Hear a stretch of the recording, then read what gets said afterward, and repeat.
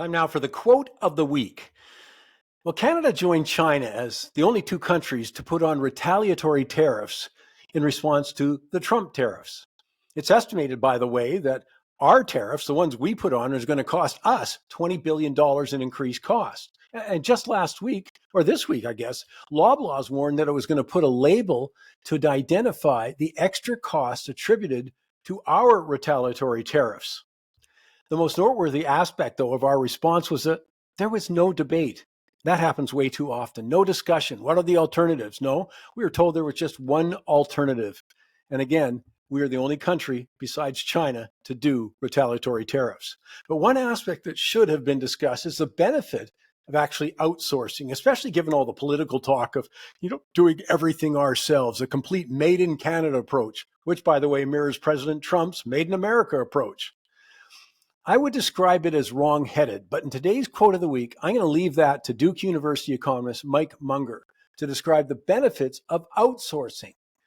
He recounts, by the way, his adventures in home gardening as an illustration of a core economic calculation. In quotes, households decide what to make for themselves and what to buy in the marketplace. We might outsource meal making and lawn mowing if the opportunity cost of doing the task ourselves is high enough. While do everything ourselves may appear to save money, it can actually cost much more to make something yourself. If someone can make something more cheaply, while you put your labor into something else where you have a productive advantage, like writing economic columns as I do, instead of growing vegetables, that's the thing to do. Self-sufficiency may sound romantic, but trying to make everything and buy nothing makes you poorer, not richer. End of quote. And that's the same for companies. We outsource for a good reason.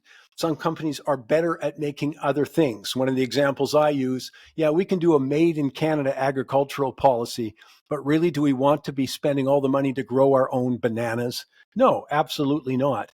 And that's the part of the discussion that has been completely ignored, is the benefits of outsourcing to the overall economy and our standard of living.